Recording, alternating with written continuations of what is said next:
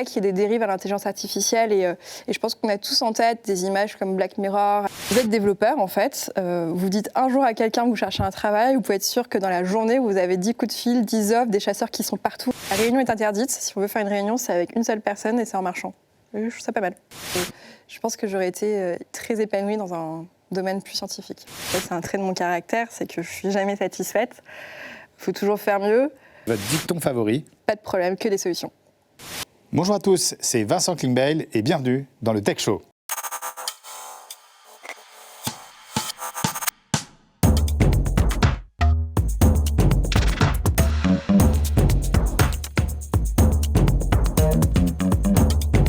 Merci à tous de nous rejoindre ce mois-ci pour le Tech Show. Cette émission, c'est votre rendez-vous incontournable autour du digital, de la tech et des startups. Chaque mois, nous accueillons un leader du monde de la tech, qu'il s'agisse d'un dirigeant d'une grande entreprise, de personnalités politiques ou d'entrepreneurs à succès. Avant de dévoiler notre invité du jour, voici un aperçu du contenu de cette émission.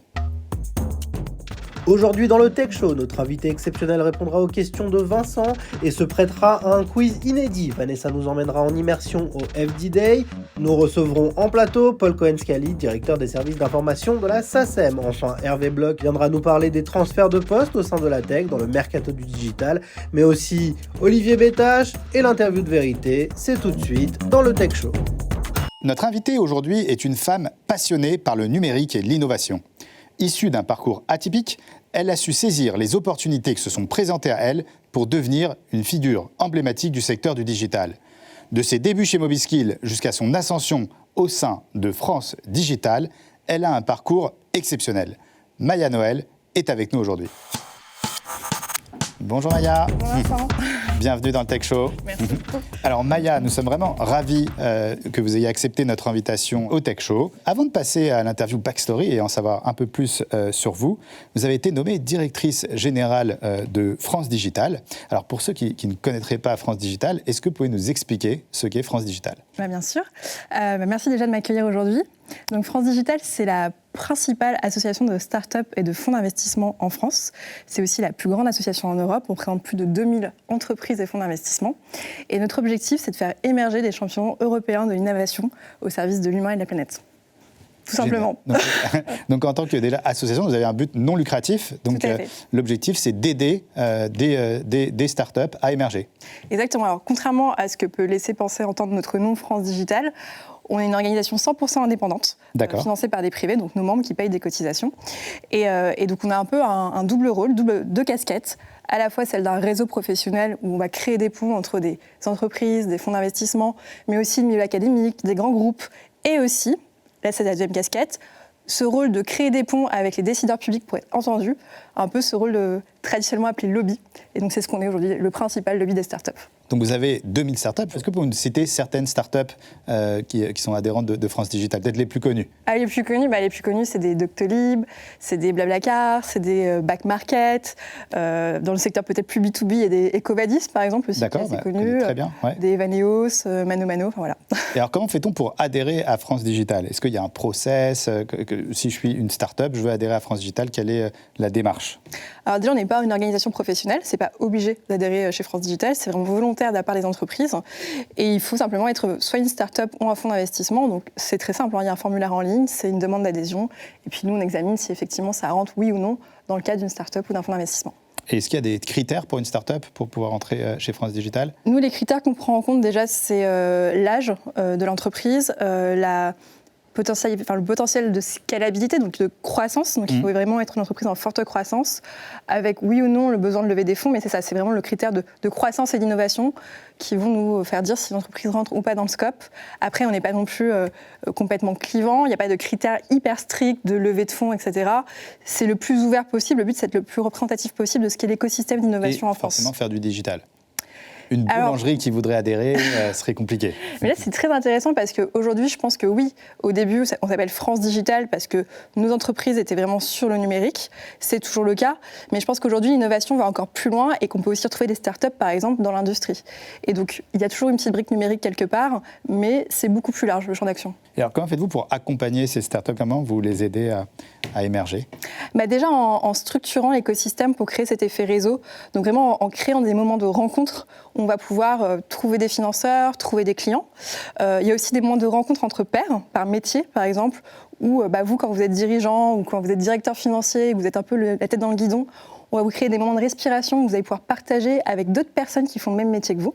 Donc vraiment cette partie-là. Et après, sur tous les sujets, on va dire plus réglementaires, donc avec cette casquette un peu de lobby qu'on a. Vous parlez de lobby.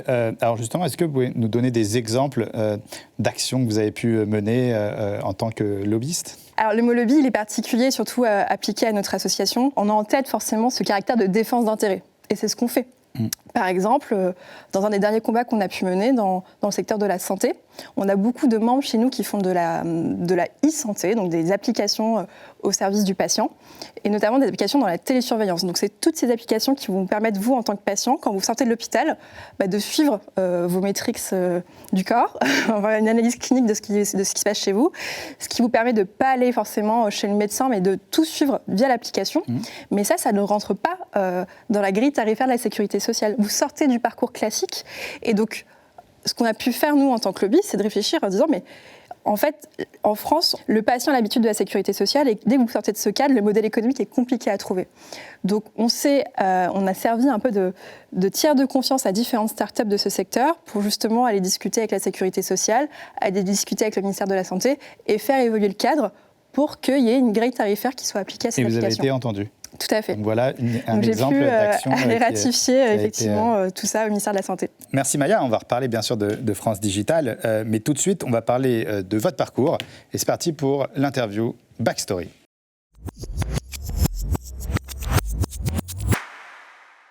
Pour commencer, est-ce que vous reconnaissez cette photo ?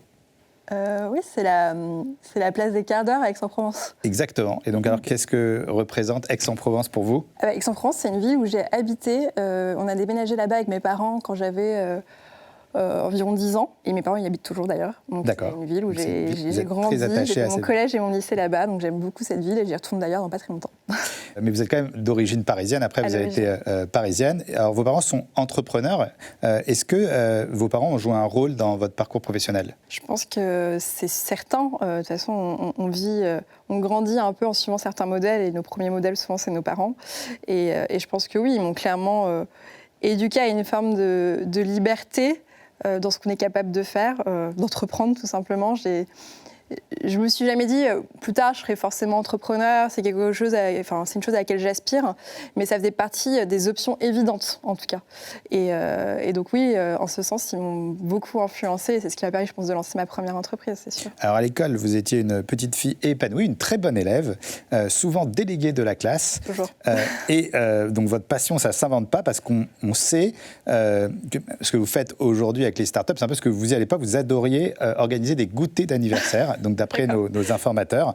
Donc finalement, vous avez toujours fait ça, en fait, rapprocher les gens. C'est vrai que je suis quelqu'un d'assez social et j'aime bien, en plus de ça, faire les choses. Donc oui, j'ai tendance à organiser et les anniversaires, j'ai la chance d'être née au mois de novembre.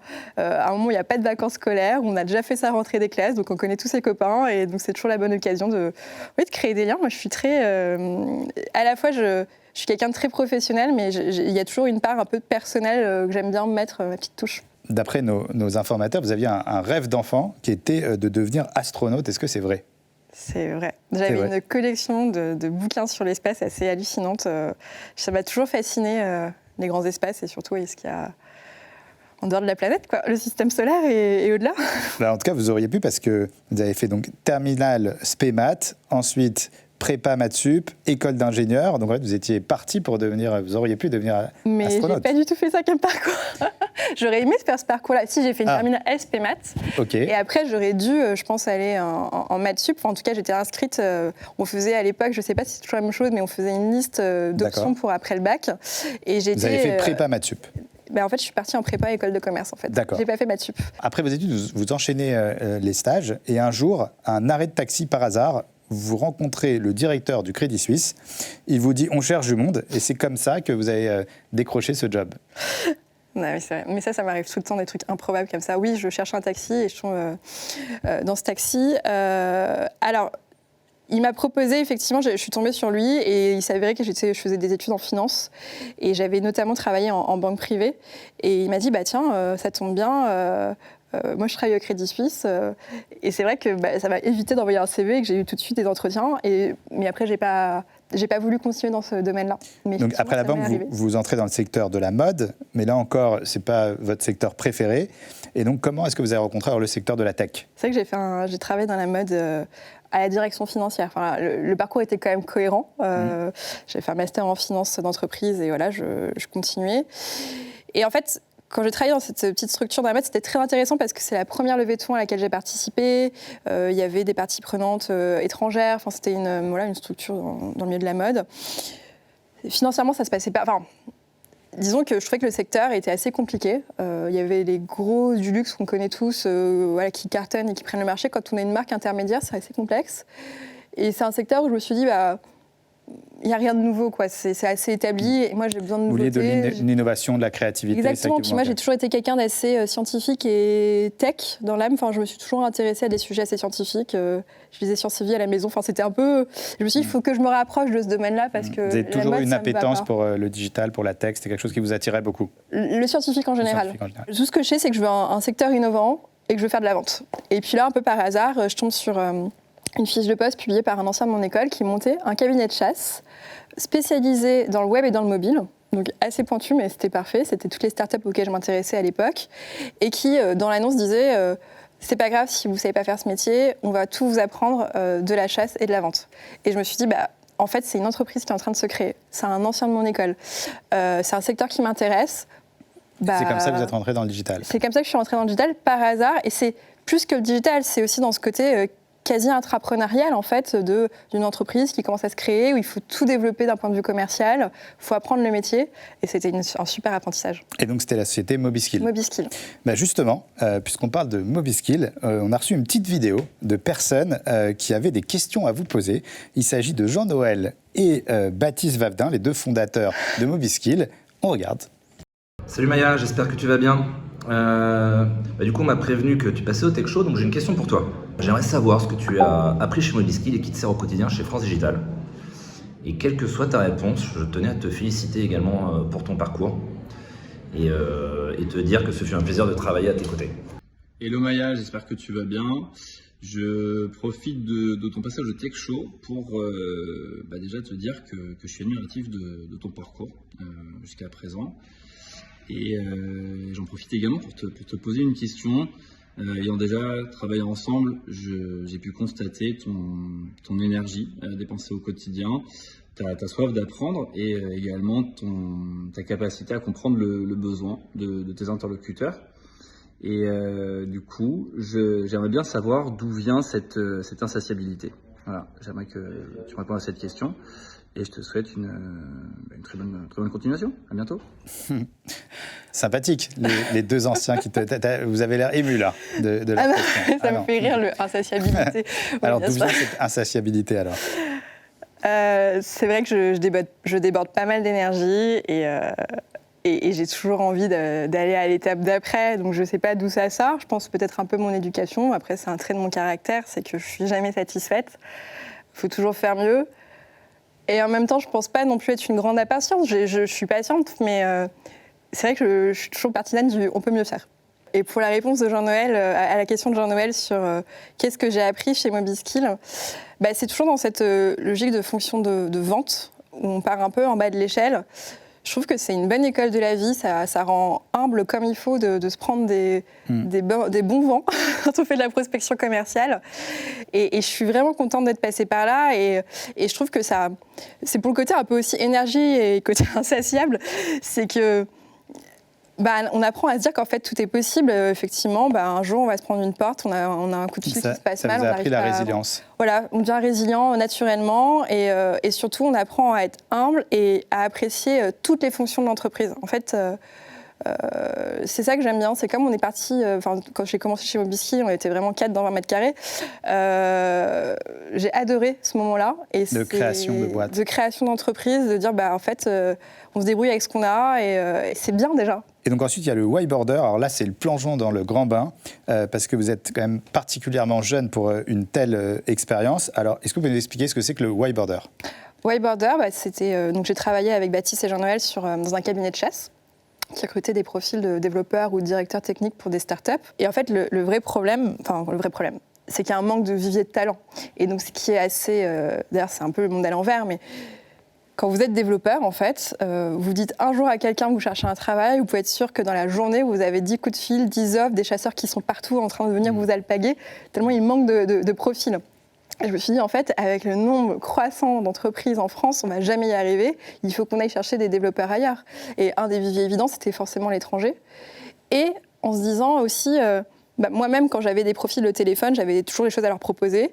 Mais je n'avais jamais rien à proposer si le profil voulait déménager dans une autre ville ou à l'étranger. Et c'est normal, parce qu'en général, on a ses clients dans son cercle. C'est assez sectorisé. C'est assez sectorisé. Et je me suis dit, en fait, il faudrait que ça... On a une pépite au bout du téléphone, on ne peut rien lui proposer, c'est hyper frustrant. Qu'est-ce qu'on peut faire ? Et donc le principe, c'était de créer une plateforme où dès que vous avez un super candidat avec qui vous avez une très bonne relation parce que vous le suivez depuis un petit moment, mais que vous n'avez rien à lui proposer, vous dites, écoute, je vais te préqualifier, je vais dire que je certifie que tu as un bon profil avec ma carte de chasseuse de tête, en gros, et je vais te mettre sur cette plateforme où, du coup, il y aura des entreprises de l'étranger qui vont recevoir une alerte et pouvoir potentiellement te recruter avec ma préqualification en amont. Et c'est comme ça qu'on a créé cette plateforme, un peu comme un Erasmus du développeur, en fait. D'accord, très bien. Voilà, Erasmus du développeur, on peut l'appeler comme ça. Donc tout ça, ça vous a fait développer des compétences commerciales et tech, et ça vous a vraiment permis d'appréhender l'écosystème du digital. Et comment on se retrouve ensuite directrice de France Digital, la plus grosse association européenne de la tech ? Dit comme ça fait un peu un bon... alors, quand on avait Whiteboarder, on avait un sujet qui était notamment le visa pour les développeurs. Parce que c'est vrai qu'on sait que l'administration, c'est un peu compliqué en France. Ça peut être assez long et chronophage d'obtenir un visa, alors qu'on avait des profils qui voulaient venir. Donc, on a adhéré justement à France Digital à l'époque en tant qu'entrepreneur pour justement faire partie de ce combat-là qui a amené au visa French Tech qu'on connaît aujourd'hui. Donc c'est comme ça que j'ai connu l'association. Et par aussi toujours l'effet réseau, ça c'est mon côté, je vais parler à tout le monde, j'ai rencontré Frédéric Mazella, le fondateur de Blablacar, avec qui j'ai vraiment accroché, qui avait une vraie appétence sur la marque employeur de la France, le fait de devoir aller chercher des profils français. C'était l'ancien président de France Digital. C'est l'actuel président de France Digital. Il n'était pas encore président au moment où je l'ai rencontré. D'accord. Mais on s'était dit qu'on aimerait bien travailler ensemble sur le sujet des talents, mais de manière beaucoup plus macro.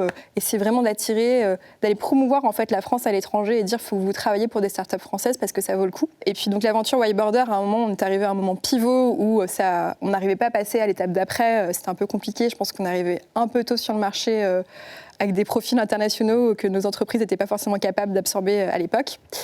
Et donc voilà, on se posait des questions et Frédéric Mazella a justement pris la tête de France Digital et il m'a dit, moi j'aimerais bien qu'on monte un programme sur les talents au sein de France Digital, qu'on consolide nos liens avec les académies, que vraiment on fasse ce travail d'écosystème pour faire en sorte qu'il y ait plus de profils formés et qu'ils aient envie de venir en France.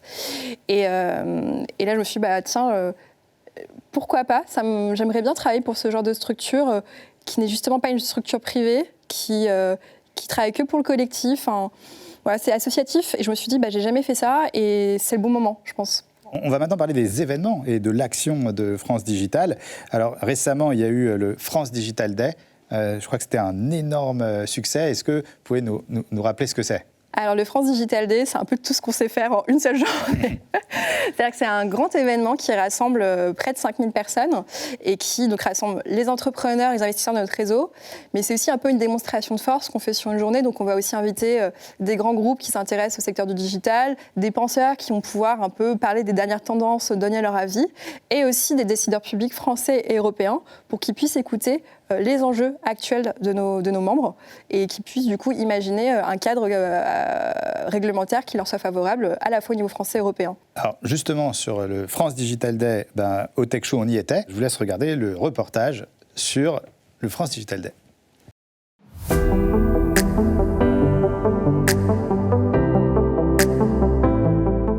Aujourd'hui, nous sommes en immersion au Musée des Arts Forains pour le France Digital Day. France Digital est une association qui réunit depuis 2012 les investisseurs et les startups pour défendre l'innovation en France et en Europe. Au programme de cette 11e édition, placée sous le signe de Jouons ensemble, nous retrouvons des conférences inspirantes avec plus de 100 speakers et plus de 20 nationalités différentes.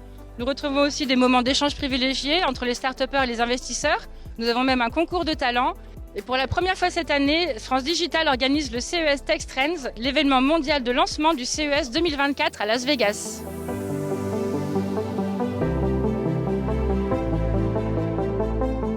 Cette journée est également marquée par une table ronde autour de la sortie du baromètre 2023 sur la performance économique et sociale des startups. Ce baromètre a été réalisé par France Digital et le cabinet EY qui ont interrogé plus de 500 startups françaises à l'été 2023. On constate que malgré les crises, les 13 000 startups que compte la France continuent d'évoluer avec une croissance de leur CA de plus de 32%, ce qui représente 10 points de plus que l'année précédente. France Digital a réuni 20 associations européennes de start-up pour lancer le Let's 2023, une cartographie de 135 Leading European Scales Up, des entreprises championnes européennes qui se distinguent par leur portée internationale et la réussite de leur business au-delà de la valorisation. La première édition du Let's vient d'être dévoilée sur scène, un très bon moyen de mettre en avant nos start-up tech européennes à l'échelle internationale.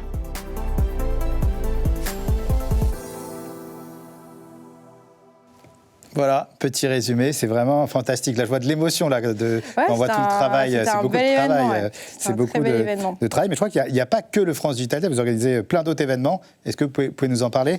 Oui, alors on organise plus de 50 événements par an, donc on ne peut pas tous les faire, mais donc France Digital, c'est un peu cette grande réunion de famille, de rentrée qui donne le là.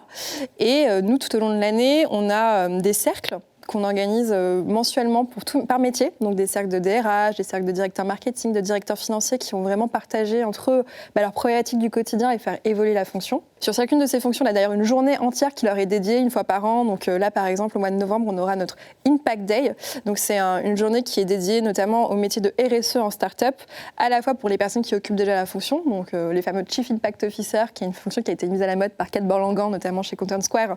Mais voilà, il y en a de plus en plus au sein de cet écosystème. Et en fait, il y a une réglementation qui arrive, qui est en cours, qui va obliger les entreprises à être de plus en plus responsables et à avoir des critères extra-financiers pour suivre leur performance. Et donc ça, c'est un apprentissage continu qu'il faut réussir à faire collectivement. Et donc c'est pour ça qu'on a cette journée où on va avoir des responsables impact, des dirigeants d'entreprises qui souhaitent avoir une démarche plus performante d'un point de vue RSE, qui vont se regrouper pour faire évoluer la fonction. Donc ça, on en a 6 par an, des événements comme ça. Et puis après, la semaine prochaine, par exemple, on reçoit un ministre au bureau sous forme d'un petit déjeuner avec des entrepreneurs qui, en direct, vont pouvoir faire leur retour d'expérience et parler de leur challenge. Donc c'est permanent, en fait, ces moments de rencontre où le but, c'est soit de collaborer entre pairs pour faire progresser son métier, ou alors interpeller des décideurs publics pour faire évoluer le cadre réglementaire. Alors, Maya, vous avez environ 2000 startups qui sont chez France Digital, et c'est le moment de voir si vous les connaissez bien. C'est parti pour le quiz Startup. Maya, c'est le moment de se faire des amis. Alors, votre slogan, c'est « Jouons collectif ». Et donc, c'est le moment de vérifier. Donc, c'est très simple. Je vous donne des noms de startups qui sont chez France Digital. Okay. Et vous devez me dire, est-ce que vous connaissez le domaine d'activité ? Là, vous gagnez 1 point. D'accord. Le nom au moins de un des dirigeants. Et là, vous gagnez 2 points. Ah, mais c'est dur, ça. Et vous me donnez leur valo. Et là, vous gagnez 12 points. La non, valo. Je plaisante pour la valo. Donc, est-ce que vous êtes prête, Maya ? Je suis prête. On commence. J'adore les jeux. On commence facile. Et en plus, l'entrepreneur, on l'a déjà reçu au Tech Show. Donc, si vous avez vu les 18 épisodes du Tech Show, normalement, vous connaissez la société. Donc, si je vous dis Ornicar. Alors, c'est Benjamin Guignot. 2 points. Et le domaine d'activité, c'est... alors, ils ont 2 domaines d'activité. C'est l'auto-école en ligne. Exactement. Et maintenant, ils font aussi de l'assurance. Bravo. Automobile. Alors là, ça commence très, très bien. Alors, la deuxième, est-ce que vous êtes prête ? Je suis prête. Vanille Daily. Vanille Daily. Non, mais c'est du vin, non ? Vini Daily. Vini Daily. Oui, c'est du livraison de vin. C'est du vin, livraison de vin à domicile. Donc, application qui aide à choisir son vin. C'est ça. Okay. Ah oui, donc c'est pas de livraison. On donne quand même le point. On donne quand même le point. Et alors, le nom de l'entrepreneur ? De Vini Daily. Oh là là. Je peux dire n'importe quoi. Je vais dire qu'il s'appelle Raphaël. Et il s'appelle Raphaël, bravo. Non, je plaisante. Il s'appelle Nicolas. Ensuite, facile, Payfit. Payfit, c'est Firmin, le fondateur. Firmin, il a un nom avec un Z, Firmin Z, Zoketo. Et donc Payfit, c'est notamment de la gestion de fiches de paye via un outil digitalisé. Parfait, on gagne tous les points. Si je dis Preligence, c'est une super belle boîte qui fait de l'analyse de vidéos satellites. Et je sais parce qu'ils ont eu un contrat récemment avec le ministère des Armées, un gros contrat de plus de 100 millions. Là, je pense qu'il va y avoir un point supplémentaire là, parce qu'il y a trop de précision. Et le fondateur, c'est Renaud Alliou. Alors, il y a 2 fondateurs, mais un des fondateurs, c'est Renaud Alliou. Et il y a aussi Arnaud Guérin. Gaia Bike. Gaia Bike, donc c'est les vélos, ergo, et c'est une femme fondatrice. Il y a un homme, une femme. Alors moi, je connais... donc je sais qu'il y a une femme, et je crois qu'elle s'appelle genre Amélie quelque chose. Exactement. Amélie Guichenet, bravo. Oh là là, pour l'instant, on est quasiment sur un sans faute. C'est pas facile comme exercice. On continue, parce qu'il y a 2000 sociétés, et on continue avec Pascal. Alors, Pascal, c'est un fabricant d'ordinateurs quantiques. Oh là là, bravo. Quel niveau, quelle connaissance de ces startups. J'aimerais bien donner la dernière levée de fonds qu'ils ont faite, mais c'est une belle levée. Et donc, après, c'est une boîte particulière. Et le nom du fondateur? Il y en a deux. Il y a Alain Aspect, qui est le prix Nobel de physique. Exactement. Et l'autre, il a un prénom marrant. Donc Antoine Bois-Weiss. Il n'y a pas un Guillaume Olivier? Ou un Georges? Peut-être alors. Je pense qu'il y a, ou alors c'est le CEO. Je crois qu'il y a un Georges Olivier ou Guillaume Olivier. En tout cas, excellente connaissance. Voilà. Et un dernier très facile, vraiment, c'est pour le très facile, Back Market. Alors, Back Market, plateforme de téléphone, enfin matériothèque reconditionnée. Exactement. Et c'est Thibaut Hugues de la Rose. Et Félicitations, Vianney Vaught et Quentin Le Brewster. Félicitations, merci Maya. C'était compliqué. Alors tout de suite, je vous propose une chronique qui risque de vous intéresser, puisqu'on va retrouver Stéphane Dahan de la société Excelmans pour la saga des entrepreneurs. Et il est parti à la rencontre d'Agathe Zilbert, qui est présidente de CF News, qui est le leader dans l'information et la data de la corporate finance. C'est parti pour la saga des entrepreneurs. Merci Vincent de me transmettre les rênes de ton incontournable Tech Show. Je me trouve actuellement avenue de la Grande Armée et je vais à la rencontre d'une entrepreneure extraordinaire, une femme extraordinaire, qui est présidente et fondatrice de CF News, le premier médiathèque dédié à l'actualité du corporate finance, mais pas que. Je vous propose d'aller à la rencontre d'Agathe Zilbert dans ses bureaux. Suivez-moi. Alors Agathe, avant de nous parler de CF News, est-ce que tu peux nous parler de toi?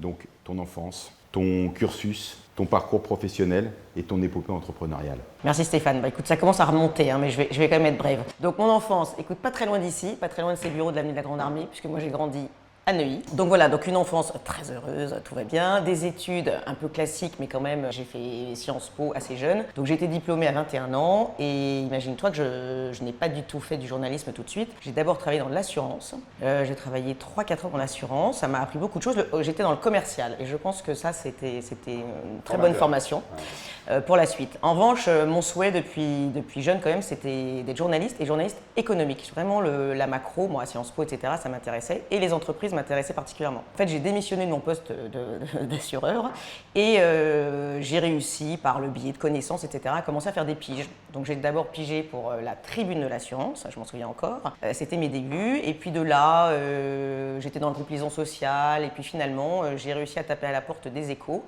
et j'ai commencé à piger pour les Échos. Et là, on était à peu près au tournant 2000, donc c'était le début de la tech. Les journaux eux-mêmes commençaient à se digitaliser, et notamment les Échos. Et ils ont lancé à ce moment-là plusieurs sites de tech, dont un sur la finance, que j'ai rejoint. Et finalement, la DRH de l'époque me propose le poste de rédactrice en chef de Capital Finance, puisque Capital Finance, à ce moment-là, venait d'être acheté par les Échos, donc on était en 2000. Et me voilà partie pour devenir rédactrice en chef de Capital Finance, où clairement j'ai tout appris. Et ça a duré jusqu'en 2007. Et pourquoi j'ai quitté Capital Finance? Parce que justement, j'avais le souhait de digitaliser également Capital Finance, qui était encore un modèle de lettres papier. Et moi, j'avais cette vision qu'il fallait aussi que les informations et la data de tout l'écosystème corporate soient sur un site 100% digital. Donc j'ai quitté Capital Finance et on a travaillé avec une petite équipe réduite sur le lancement de CF News,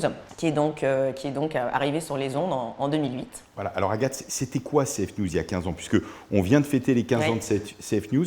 Explique-nous en fait ce qu'était le média CF News il y a 15 ans. Alors vraiment CF News il y a 15 ans, alors c'était la target, c'était qui il y a 15 ans? La target, c'était tous les lecteurs de mon précédent support, les acteurs, les fonds d'investissement et tout l'écosystème, tous les acteurs qui participaient au deal, avec l'ambition de leur apporter une information de qualité et des bases de données mises à jour en permanence. Voilà, ce qu'on ne pouvait pas avoir par le biais de l'écrit, en fait. Enfin, c'était vraiment ça qu'on voulait faire, quoi. C'était notre ambition, c'était d'apporter les deux services, de l'actualité et de la data. Alors Agathe, 15 ans après, c'est quoi CF News? Il y a eu énormément de relais de croissance qui ont été mis en place. Est-ce que tu peux nous expliquer aujourd'hui les targets, qui sont tes lecteurs et probablement le nombre d'abonnés que tu as, si tu peux le discloser. Alors avec plaisir Stéphane. En 15 ans, il s'est passé quand même beaucoup de choses. Donc déjà, la première récompense et le premier travail de CF News, ça a quand même été de s'installer dans le paysage, ce qui n'était pas évident en 2008, comme tu le sais. Donc ça a été une étape vraiment marquante et CF News, en quelques années, s'est installé dans le paysage. Donc on a installé la marque, on a installé notre savoir-faire, notre ADN tech, de faire des recherches en permanence sur ce que vous souhaitez rechercher. Un deal, une région, une personnalité, etc. Donc ça, c'était vraiment la première étape. Je pense qu'après, on a réussi un petit peu à être visionnaire parce qu'on s'est dit il y a d'autres sujets qui intéressent aussi les investisseurs et notamment l'immobilier. Donc on a lancé, il y a 7 ans maintenant, CF News IMO, qui était notre première verticale. Et puis, depuis 2-3 ans, on a lancé aussi CF News Infra. Donc ça nous fait aujourd'hui 3 sites d'information qui répondent à la demande à la fois de nos investisseurs qui sont nos abonnés et nos fidèles lecteurs depuis longtemps, mais qui nous a permis aussi d'ouvrir à d'autres lecteurs. Donc une rédaction de 10 personnes sur les 3 sites, 10 documentalistes, puisque c'est aussi très important de mettre à jour les nombreuses demandes des uns et des autres, puisqu'on est devenu la référence, je pense que tu le sais, de tout ce qui est aussi la data. Et puis on a une équipe tech qui continue à se développer. 5 personnes aujourd'hui sur la tech, avec vraiment des profils de développeurs très aguerris. Alors, et Agathe, tu souhaites quoi à CF News dans 5 ans ? Alors, à la fois de rester avec son ADN qui est familial et entrepreneurial, c'est-à-dire continuer à avoir une croissance saine. Aujourd'hui, comme je te le disais, CF News, c'est plus de 30 personnes. On a à cœur que les 30 personnes d'ailleurs soient associées aux résultats de l'entreprise. Ça, c'est très important pour nous. Alors aujourd'hui, CF News est indépendant. Ce n'est pas une fin en soi d'être indépendant, mais enfin, c'est très réjouissant quand même. Donc CF News continue son beau développement et continue certainement à proposer de nouveaux services, peut-être même une nouvelle verticale demain sur un secteur d'activité. On y réfléchit, ou pourquoi pas même des acquisitions. Alors Stéphane et tout l'écosystème qui nous regarde, si vous avez des propositions à nous faire, il n'y a pas de problème. Non, on serait ravis, on regarde d'ailleurs, on serait ravis de pouvoir nous-mêmes, pourquoi pas, demain avoir d'autres médias ou d'autres types de services data, tech, qui en tous les cas peuvent servir notre communauté. Alors je te donne rendez-vous dans 5 ans. Avec plaisir. On viendra fêter les 20 ans. Et on fera une nouvelle interview.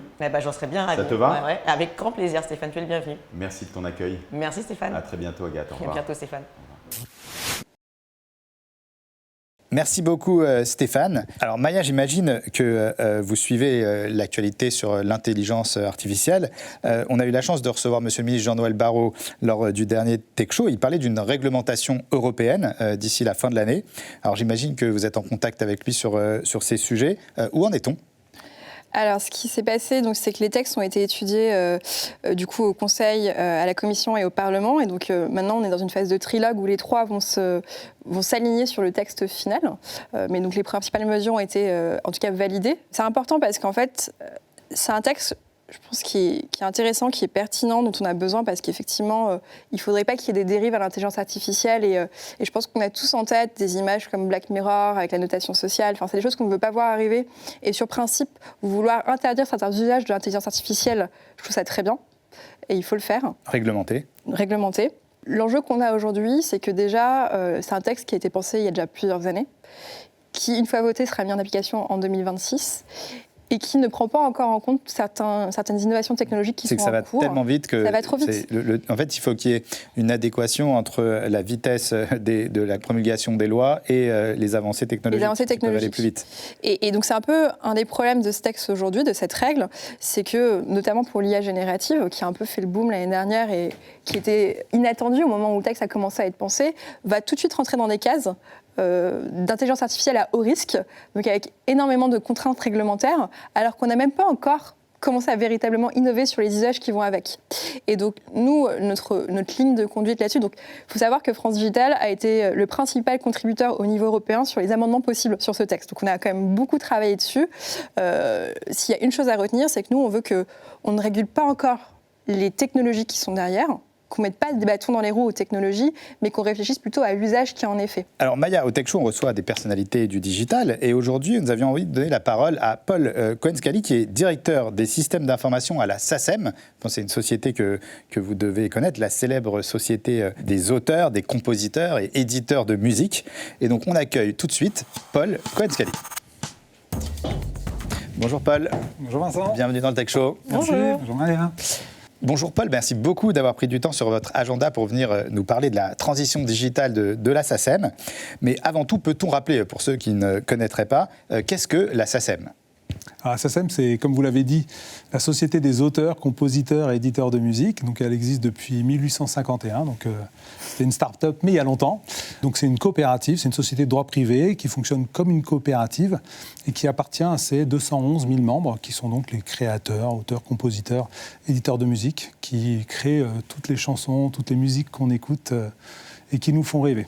Alors justement, ce qu'on ne sait peut-être pas sur la SACEM, c'est que pour collecter ces droits d'auteur et ensuite les redistribuer à leurs ayants droit, vous avez besoin d'outils digitaux, surtout dans le traitement des données que vous envoient ces plateformes. Est-ce que c'est bien ça ? Est-ce que vous pouvez nous expliquer comment ça fonctionne ?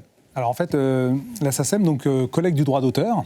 Et donc pour collecter le droit d'auteur, donc le droit d'auteur c'est quoi ? C'est à chaque fois qu'une entreprise diffuse de la musique, utilise de la musique dans le cadre de son activité. Donc, c'est les festivals, les concerts, les cinémas, les télévisions, les radios, le streaming, la SVOD. Il y en a le France Digital Day, vous savez que on diffuse de la musique, je sais qu'on règle quelque chose à la SACEM. Par exemple, voilà.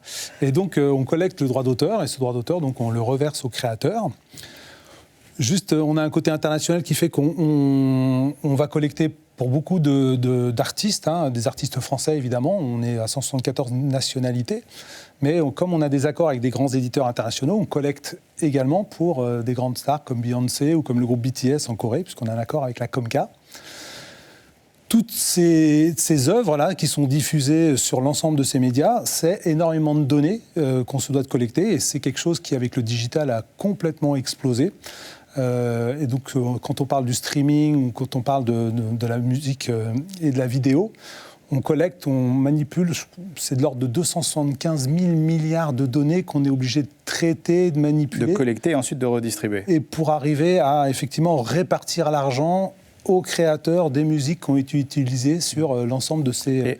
Alors, je me suis toujours demandé, mais comment vous faites pour avoir l'info ? Typiquement, au France Digital Day, on diffuse de la musique, donc c'est déclaratif, ou est-ce que vous avez des moyens de vérifier qu'une musique est utilisée à un endroit précis ?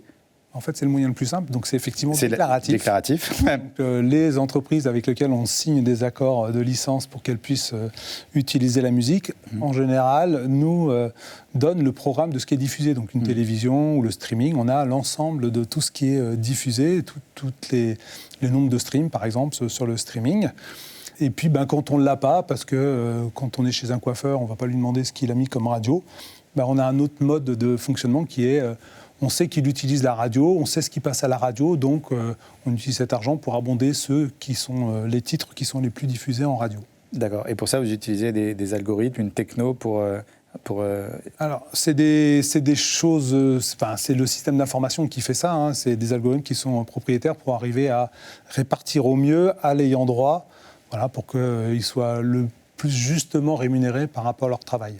Et pour répondre aussi juste, donc ça ne nous empêche pas aussi, on a des accords avec des sociétés, des petites sociétés, des startups, qui permettent de faire de ce qu'on appelle le monitoring de tout ce qui est diffusé. Donc il y a des sociétés qui enregistrent toutes les télés, toutes les radios et qui font ce qu'on appelle du fingerprinting. Donc essayent d'avoir l'empreinte de chacune des œuvres qui sont diffusées. Et avec ça, ça nous permet de vérifier que les diffusions ou les déclarations qu'on a eues sont correctes. Alors, très intéressant. Il y a autre chose dont je voulais vous parler. On m'a parlé du SACEM Lab. Est-ce que vous pourriez nous dire en quoi ça consiste ? Alors, SACEM Lab, ça vient de l'idée d'avoir une équipe plus dédiée autour de la problématique de l'innovation. La musique est un secteur d'activité extrêmement dynamique, très éclaté, beaucoup de petites structures. Et puis, les créateurs sont aussi très innovants. Et on s'est aperçu qu'on avait besoin, en fait, d'avoir une équipe un peu plus dédiée pour nous permettre, d'anticiper les technologies et la façon dont les technologies vont impacter le business de la musique et des droits d'auteur. On avait besoin d'avoir des gens dédiés aussi pour travailler avec des startups, voir un peu quelle valeur on pourrait apporter à nos sociétaires, puisqu'on a un objectif d'apporter de la valeur, des services à nos sociétaires pour qu'ils puissent aussi développer leur activité.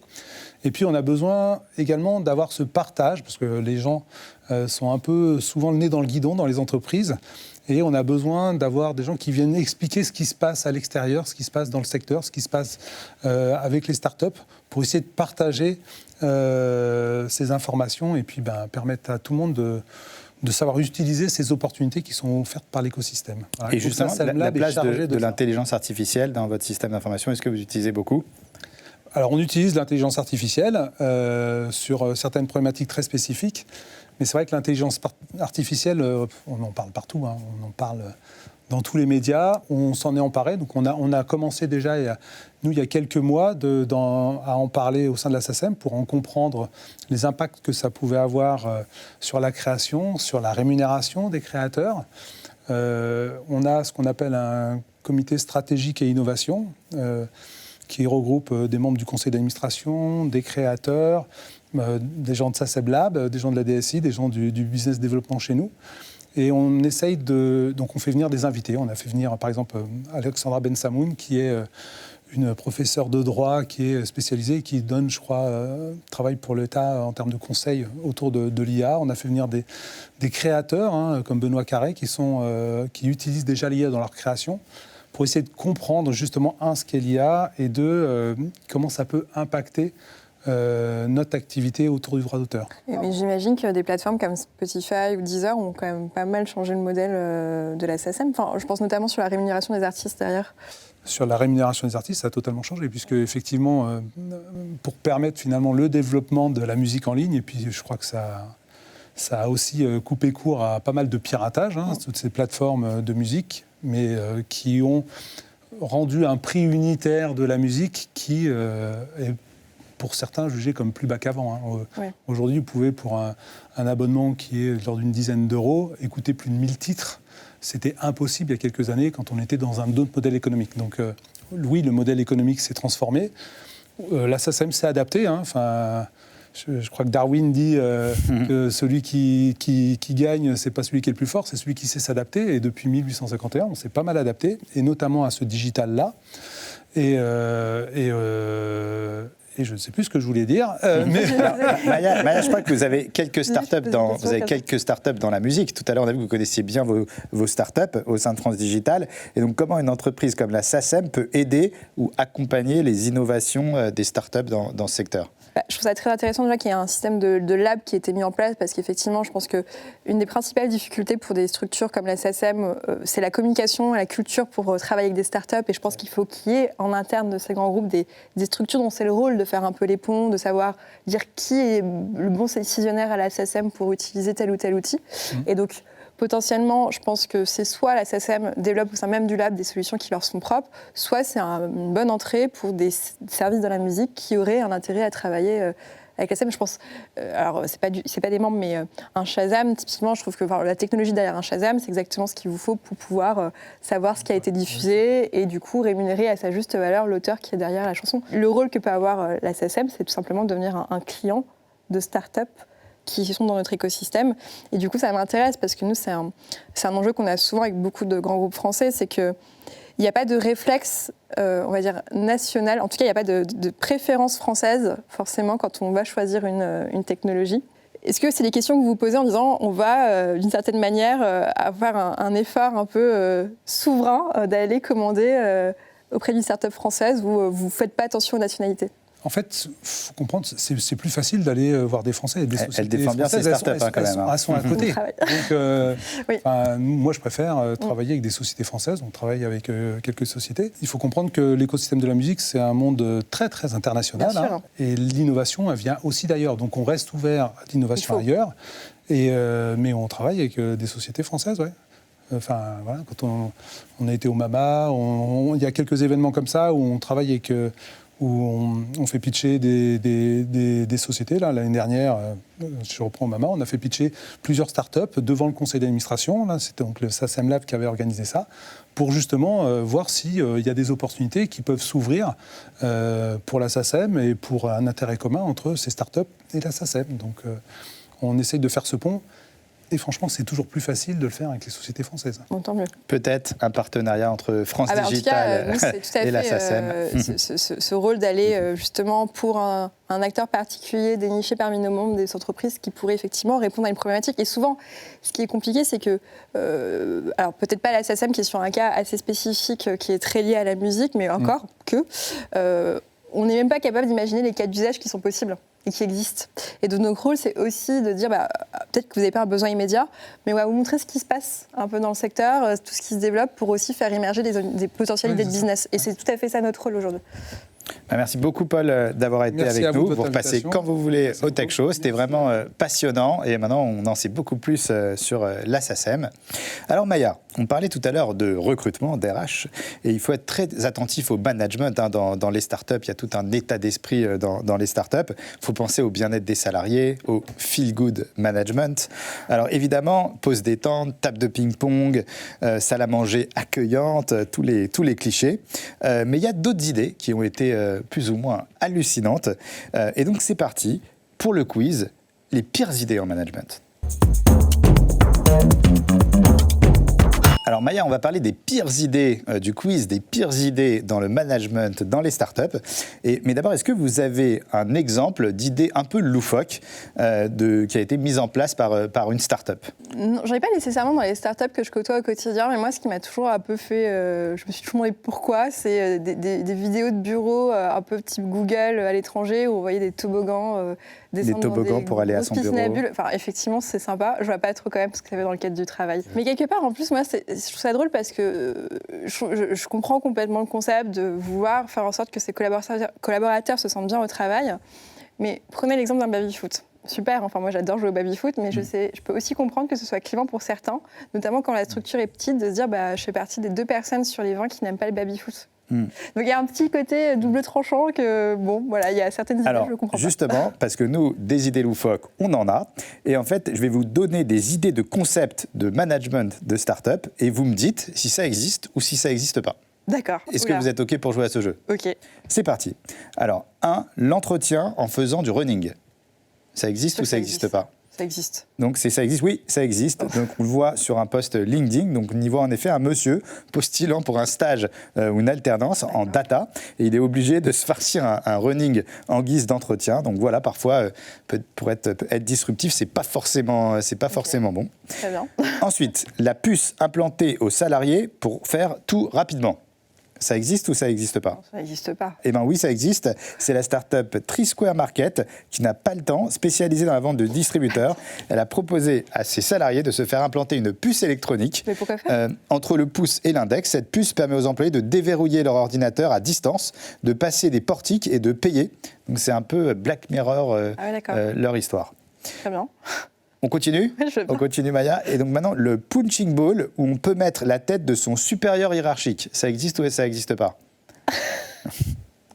Je suis sûre que ça existe, mais je ne sais pas si c'est dans un cadre légal, mais je suis sûre qu'il y en a qui le font. Alors ça n'existe pas, en tout cas, aucun boss pour l'instant n'a été... on a trouvé, en tout cas selon nos informateurs, on n'a pas trouvé. Heureusement, mais bon, oui. Le copiétonnage pour faire des réunions, ça existe ou ça n'existe pas ? Est-ce que c'est un concept start-up ? Copiétonnage, on marche pour faire des réunions en marchant. Ah, le copiétonnage. J'ai essayé d'imaginer une nouvelle machine, un photocopieur. Avec un tonnerre, oui. Eh bien oui, ça existe. Oui. Donc, tout de suite, on va regarder un extrait de copiétonnage. De copiétonnage. À la présentation que tu avais faite. Valérie fait du coworking depuis 1 an et demi. Régulièrement, elle descend marcher avec ses collègues. Plus qu'une réunion, elle appelle cela des balades inspirantes. Ouais, mais moi je trouve ça plutôt pas mal, j'aime bien. Et je sais que chez Alan, c'est ce qu'ils faisaient, la réunion est interdite, si on veut faire une réunion, c'est avec une seule personne et c'est en marchant. Je trouve ça pas mal. Donc ça existe. On continue. Donc les chaises musicales, et quand le manager sonne une cloche, on change de place dans l'open space. Ça existe ou ça n'existe pas ? Oui. Oui, je pense que ça doit exister. Non, on n'a pas trouvé, mais peut-être pourquoi pas. Je trouvais que c'est une bonne idée. Ensuite, les pauses toilettes de 10 minutes max. Est-ce que ça existe ? Donc c'est une pause de toilette de 10 minutes max. J'imagine que ça existe aussi. Et oui, malheureusement, ça existe. On ne va pas nommer le nom de l'entreprise, même si je l'ai ici. Merci Maya. Alors, tout de suite, ce n'est pas les chaises musicales du digital, mais c'est le mercato du digital. Et on va recevoir pour cela, une star du digital, c'est Hervé Bloch, qui va nous présenter le mercato du digital. Et donc, on accueille Hervé Bloch. Bonjour. Bonjour Hervé. Bonjour Hervé, bienvenue chez toi au Tech Show. Alors, il faut savoir, Maya, que le mercato du digital, on reçoit des centaines de candidatures, Hervé reçoit des centaines d'infos, et tout le monde veut savoir qui a changé de poste, qui a eu une promotion. Donc là, c'est maintenant que ça se passe. C'est une rubrique très regardée dans le Tech Show, donc c'est le mercato pas du du tout. digital. Et nous, on a un peu un même concept chez France Digital qui s'appelle le Mercatech. D'accord. C'est un peu différent, mais nous, c'est en fait, dans notre réseau, au sein de nos membres, il y a des personnes qui bougent, et en fait, on a envie de conserver les bons profils au sein de ce réseau de start-up. Donc, on a une plateforme un peu en off où les DRH de notre réseau peuvent se partager les profils sur des personnes qui ont décidé de se mettre à la recherche. Donc, voilà, on a un peu le même concept, Mercatech. Parfait. Je vais protéger Mercato, attention. Ouais, c'est ça. Alors, c'est parti. Donc, Marie-Lise Auger vient de rejoindre le groupe Canal+ en tant que directrice digitale France. Nous avons chez Atoll les opticiens la nomination de Julie Martin en tant que directrice digitale, e-commerce et CRM de l'enseigne. Émilie Charbonne, adjointe à la direction marketing et digitale de Bell France. Encore chez cette célèbre marque, nous avons Valérie Bourbon, qui est devenue DSI et directrice digitale du groupe Bell. Chez Printemps, Alain Chung, big boss emblématique, a été nommé directeur général digital et omnicanal de l'enseigne de Grand Magasin Printemps.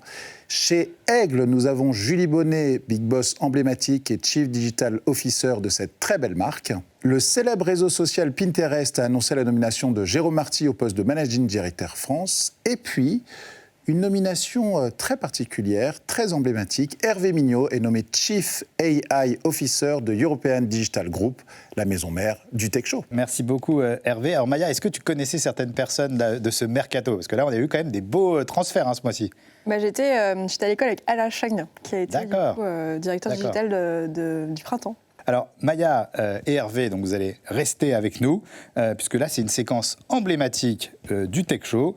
Donc, Maya et Hervé, vous êtes des experts du monde des startups. Vous connaissez très bien le digital. Et il se trouve que Hervé investit aussi dans des startups. Et donc, c'est parti pour la fameuse chronique « J'investis ou j'investis pas ».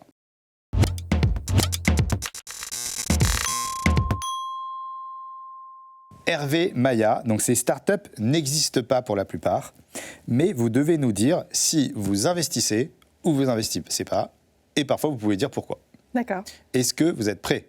Prête. On est prêt. Spy Doudou, un doudou espion qui sait tout sur la santé de votre enfant 24 heures sur 24. J'investis. J'investis, mais je veux pas que ce soit un doudou pour surveiller les nounous. D'accord. Parce que là, vous avez vu des startups pour surveiller les nounous et ça, vous validez pas. Je connais le coup de la caméra dans la peluche. Ouais, enfin, la nounou qui maltraite l'enfant, il faut faire attention. En tout cas, ce qui m'intéresse dans l'investissement, c'est vraiment le volet santé. Voilà. Le volet santé. Santé et prévention. Ok, donc on est sur un bon secteur, on investit. Cher associé. Chaussettes Matching, un réseau social exclusivement dédié aux photos de chaussettes dépareillées. J'investis ou j'investis pas? J'investis pas. Non plus. On n'investit pas. Château de sable, une application pour compter le nombre de grains de sable sur une plage virtuelle. J'investis ou j'investis pas? J'investis pas. J'investis pas. Vous n'investissez pas. On a tout investi dans la première start-up. Dans tes rêves, une start-up qui développe vos rêves selon vos demandes et les diffuse dans votre esprit quand vous dormez. Ça, c'est Total Recall et je peux investir. Ah ouais, je pense que ça a de l'avenir d'un point de vue business. Donc oui, on investit pour des questions. En tout cas, vous êtes souvent d'accord. Vous pourriez monter un fonds d'investissement ensemble. Voyage et Vert, un assistant numérique pour l'organisation de vos voyages durables, offrant des suggestions d'itinéraires respectueux dans l'environnement. C'est Voyage Vert. Dire qui va lancer un concept comme ça, je pense. Ah voilà, Voyage et Vert. J'investis. Toi, t'aimes pas le voyage, donc.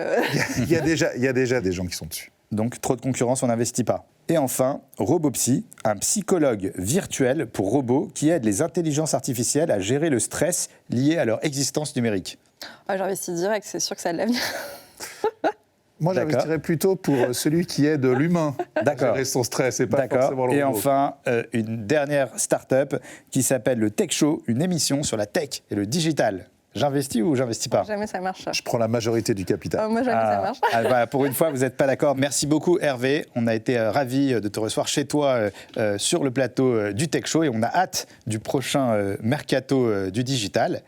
Et Maya, pour terminer cette émission, je vous propose d'accueillir maintenant une star du Tech Show.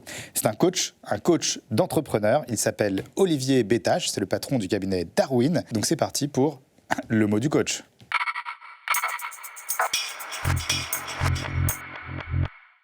Olivier, c'est à vous. Merci Vincent, Maya, enchanté.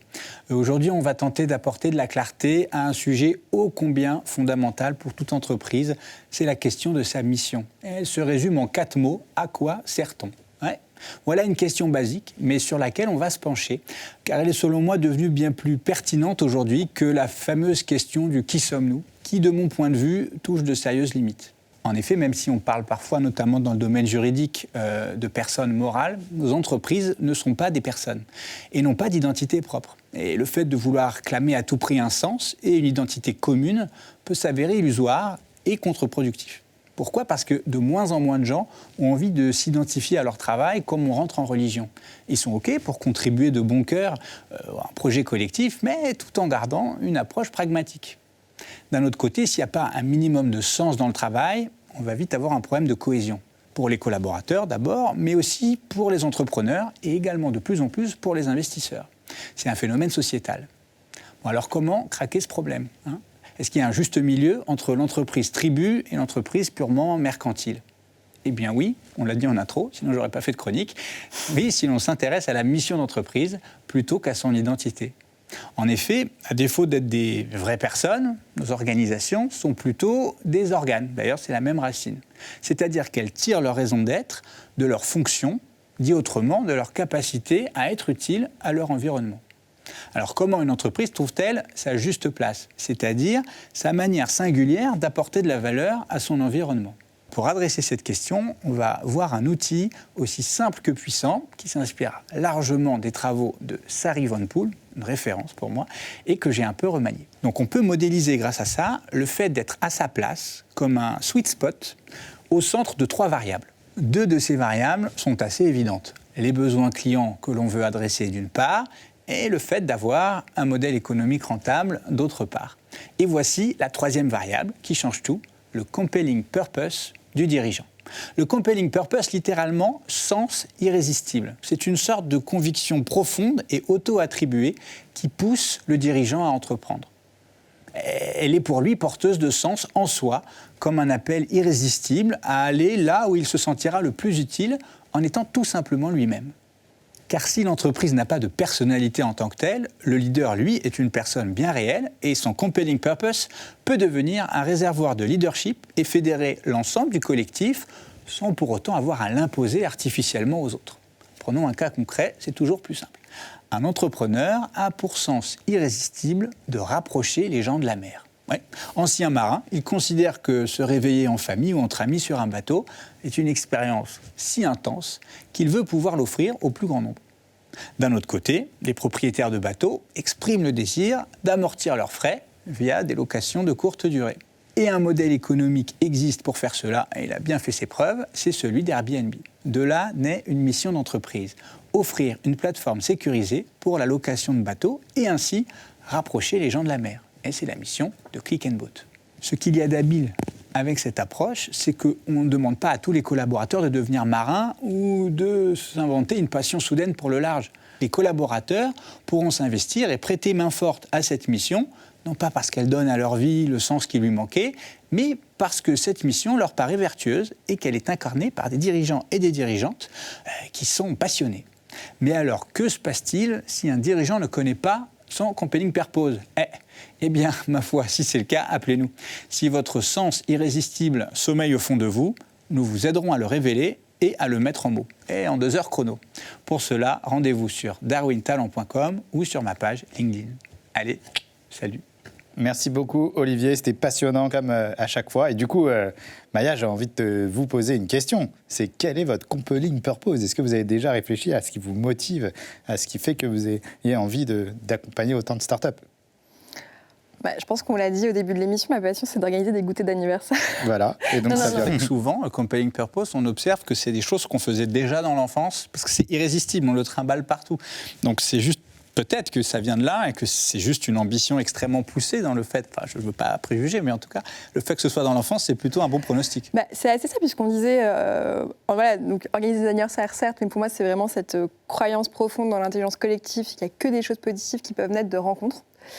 Et après, c'est l'appétence pour le domaine scientifique. J'avais envie de devenir astronaute, je suis passionnée du progrès au sens large.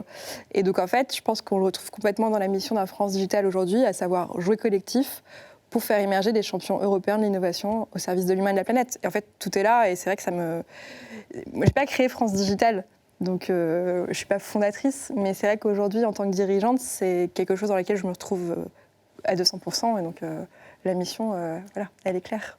Merci beaucoup, Olivier. On se retrouve dans le prochain Tech Show pour le mot du coach. Et Maya, j'ai une mauvaise nouvelle à vous annoncer, c'est que c'est bientôt la fin du Tech Show. Mais il y a une dernière interview. Et donc, on ne voulait pas vous laisser partir sans connaître vos petits secrets. Et donc, c'est parti pour l'interview Vérité. Alors Maya, tout ce que je vous demande dans cette dernière interview, c'est très simple, c'est d'être d'une honnêteté irréprochable. Est-ce que vous êtes d'accord? Est-ce que vous êtes prête? Je suis prête. Alors Maya, la chose dont vous êtes le plus fière dans votre carrière? Il y a plein de choses dont je peux être fière. Je n'ai pas quelque chose en particulier qui me marque, mais parlons d'actualité. La semaine dernière, on a organisé notre France Digital Day et j'étais très fière de cet événement parce qu'on a réussi... En fait, j'avais une roadmap en tête qui était de dire il nous faut vraiment rayonner au niveau européen. Et on a vraiment pu recevoir des décideurs publics européens, ceux qu'on souhaitait, et pas tout de suite, en fait. D'ailleurs, c'était plutôt ma roadmap à l'année prochaine. Donc, je suis très satisfaite de ça, je suis assez fière. Mais en fait, je suis encore plus fière du fait que ce soit vraiment l'équipe qui l'a accompli. Et en fait, je suis toujours fière de voir les autres être fiers de leur travail. Et je me dis, je suis contente d'accompagner ça. Parfait. L'endroit où vous vous sentez le mieux? Chez moi, tout simplement. Votre plus grande addiction? Je ne suis pas très addict, vraiment. Au téléphone portable peut-être? Aux startups? Oui, mais encore, je suis quelqu'un qui est très désintox en général. Enfin, vraiment, ce n'est pas du tout une mécanique qui a chez moi l'addiction. Votre plus grand défi? Mon plus grand défi, c'est celui du quotidien. C'est faire émerger des champions européens d'innovation. Alors, votre pire déception? C'est marrant, je crois que je ne m'en rappelle pas parce que je vois toujours le verre à moitié plein et jamais à moitié vide. Toujours optimiste? Je suis très optimiste, oui. Alors, vraiment. Si vous deviez changer quelque chose dans votre carrière, ce serait quoi? Je pense que j'aimerais bien, au début de mes études, choisir un parcours beaucoup plus scientifique. Aujourd'hui, j'adore mes compétences commerciales, le côté business des choses, mais je pense que j'aurais été très épanouie dans un domaine plus scientifique, effectivement. Quels sont vos prochains défis professionnels? Continuer à consolider ce qu'on a réussi à créer avec France Digital, donc vraiment montrer qu'on a un leadership européen en matière d'innovation. Et donc, c'est continuer de fédérer, de jouer collectif, mais dépasser la zone géographique française et vraiment se concentrer sur l'Europe au sens large. Que faites-vous au quotidien pour la planète? Je roule à vélo. Quel est le moment le plus embarrassant que vous ayez vécu? J'en vis quotidiennement des moments embarrassants, je me trompe souvent de prénom. En fait, en plus, ce qui est dingue, c'est vrai que vous voyez tellement de startups, quand on a 2000 startups, c'est dur de reconnaître les gens, de connaître tous les noms de startups. Alors, c'est pas tout à fait vrai, parce qu'en plus, je pense que d'ailleurs, je pense que je dois gêner beaucoup de monde, parce que j'ai vraiment cette capacité à retenir des visages, des prénoms. Peut-être que vous m'avez parlé de votre entreprise il y a 5 ans, mais je me rappelle par cœur du pitch. Je ne maîtrise pas parfois ma mémoire. Elle est pas forcément... Elle est un peu sélective, mais sans que je comprenne pourquoi. Et donc, du coup, je peux vraiment me retrouver dans des moments gênants où je dis « Ah, mais oui, mais je vois très bien ce que vous faites ». Et la personne me regarde en mode « Mais on s'est déjà vu ». Et oui, c'était il y a 7 ans. Et oui, je me rappelle. Donc oui, ça m'arrive très souvent. Quel est votre dernier coup de nerf? Je m'énerve très, très peu. Je ne suis pas trop sanguine. Mon dernier coup de nerf, ça doit être... contre ma fille aînée récemment, parce qu'en ce moment, elle est super jalouse de sa petite sœur et ça me fatigue. Et votre dicton favori? Pas de problème, que des solutions. Pas de problème, que des solutions. Et donc la dernière question, mais la plus importante des questions, est-ce que vous reviendrez au Tech Show? Si je suis invitée, avec grand plaisir. Merci beaucoup, Maya, c'était le plus important. Merci, Maya, on a été ravis de vous recevoir, on a passé un super moment. Merci à vous. Qu'est-ce qu'on peut vous souhaiter pour la suite? Qu'est-ce qu'on peut souhaiter à France Digital? Qu'on arrive à jouer toujours plus collectif et que là, dans les mois qui viennent, on ait des très très belles success stories d'entreprise. Merci encore. Alors, je voulais remercier toutes les équipes qui ont travaillé sur le Tech Show. Bien évidemment, l'équipe de Serge Calfon, Magnéto Serge, Vanessa Méritet, Valérie Texero, bien sûr John Demaillot, ainsi que toutes les équipes de 140 studios d'European Digital Group. Quant à nous, on se retrouve très vite pour une nouvelle émission. Et d'ici là, restez connectés.